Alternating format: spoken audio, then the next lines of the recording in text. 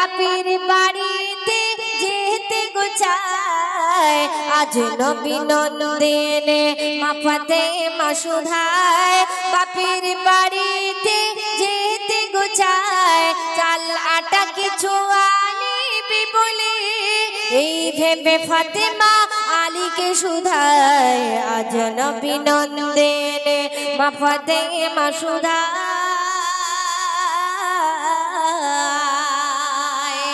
আল্লাহ রাসূলের বেটি খাতুনে জান্নাত মা ফাতেমা তুজ-জোহরা বড়ই গরীব ছিলেন, তানার বাড়িতে কোনো খানা ছিল না। দুই সন্তান মায়ের কাছে কাঁদছে আর মা ফাতেমা কি বলছে দেখো।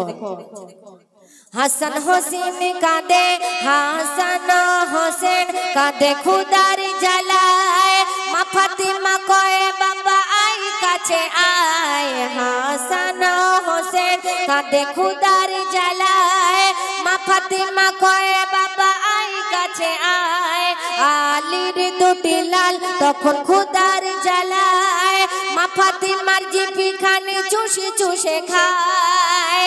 জিভ চুষে দুই ভাই খুদা মিটে যায়, ও গো জিভ চুষে দুই ভাই খুদা মিটে যায়।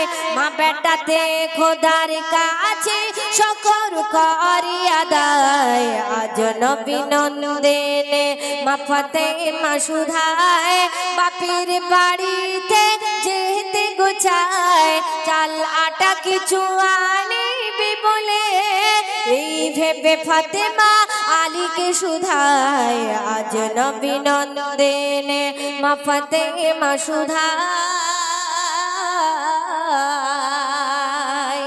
সারাদিন পরে হযরত আলী কিছু আটা আনলেন, সেই আটায় মা ফাতেমার দুই সন্তান মা ফাতেমা রুটি বানালেন।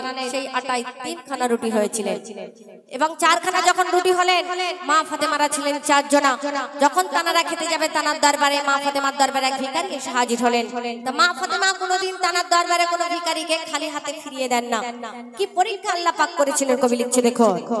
সারা দিন পরে আলী ঘরেতে ফিরে আটা কিছু আনিল হাত করে। সারা দিন পরে আলী ঘরেতে ফিরে আটা কিছু আনিল হাত করে। দেখে হাসান হোসেন মায়ের গলা ধরে বলে তাড়াতাড়ি আনো মা রুটি করে।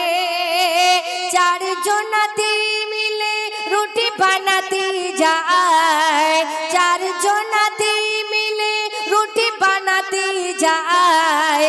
সেই আটায় 3 খানা রুটি যে হয় আজ নবী নন্দিনে মা ফাতেমা সুধায়।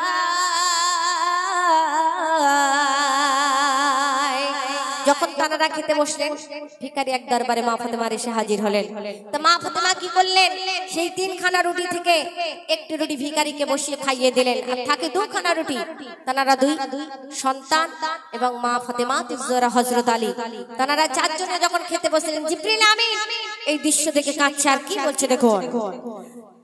3 খানা রুটি নিয়ে খেতে যখন যায় ভিখারি খুদার জ্বালাইল দরজায়। 3 খানা রুটি নিয়ে খেতে যখন যায় ভিখারি খুদার জ্বালাইল দরজায়। 1 গিলাস পানি নিয়ে একটি রুটি নিয়ে ভিখারিকে বসিয়ে আলী খাওয়ায়। 2 খানা রুটি 4 জনেতে গো খায়, 2 খানা রুটি 4 জনেতে গো খায়।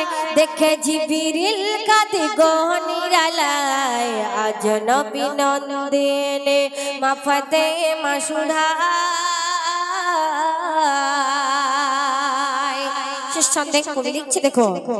অজানা গোনা যদি হয়ে থাকে দয়া করে খোদা মাফ করো আমাকে। অজানা গোনা যদি হয়ে থাকে দয়া করে খোদা মাফ করো আমাকে। আদম জাত আমি হতে পারি কোনো ভুল, পরিণামী দিও না গো এমন মাসুল। আদম জাত আমি হতে পারে কোনো ভুল, পরিণামী দিও না গো এমন মাসুল।